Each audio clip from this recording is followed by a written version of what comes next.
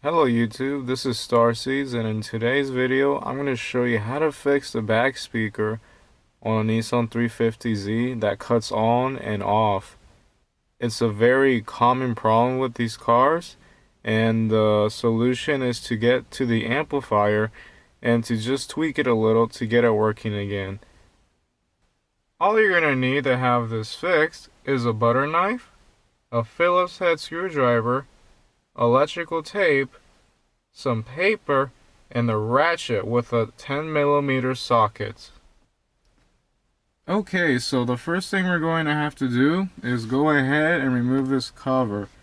And with your butter knife, place it at the very corner, the top left corner, and just simply try to pry it open. It goes in a little and it pries open, and you'll be able to take the cover off. Now, my speaker is a little ghetto. Normally, you're going to have screws where you're going to have to use your Phillips head screwdriver to remove them. But mine has some 10mm sockets, this weird thing, and the Phillips head screwdriver screw. So I'm going to go ahead and remove it. But if your setup wasn't messed with, it should be very simple. You'll just have some Phillips head screws that will need to come off. So go ahead and do that.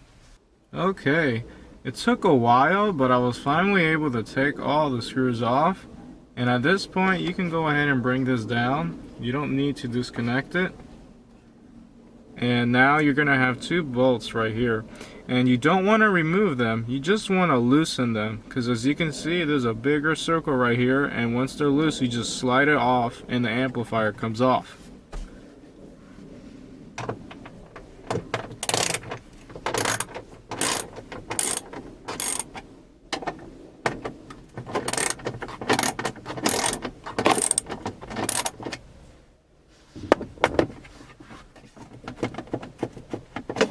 There you go. You now have the amplifier. Go ahead and disconnect the amplifier once you're done with that. Once you have the amplifier removed, go ahead and remove these 4 screws with a Phillips head screwdriver.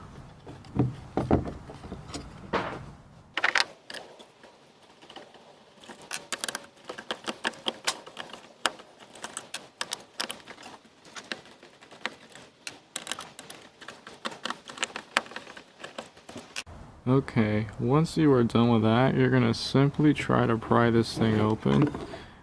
You might have to press into this little tab right here and it will be able to come off. But in my case, mine just goes up like that. And now you can see the inside of the amplifier. And the problem with this is that this thing right here is what causes it to go on and off when it goes through bumps or whatever it may be that cuts your subwoofer on and off. So the goal is to use paper, wrap it around some electrical tape, and we're going to put some pressure so that when we close this, it's going to be pressing against this and it will not allow it to cut in and cut out.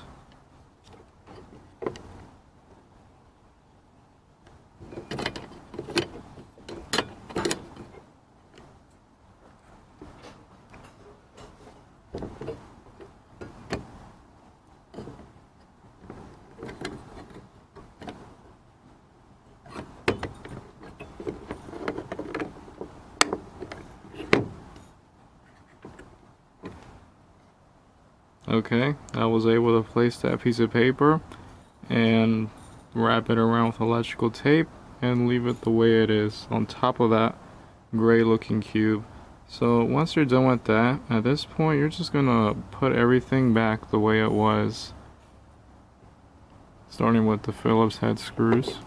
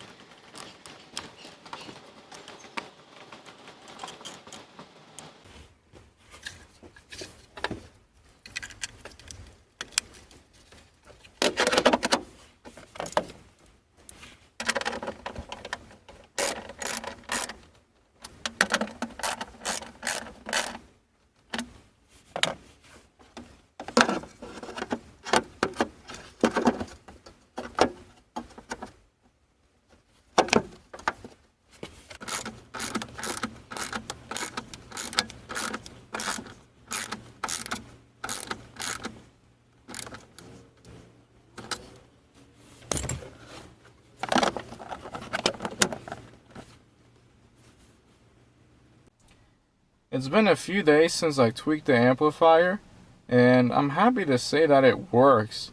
And it doesn't just work, but it was done in a matter of 20 minutes, and it didn't really cost anything to get it fixed.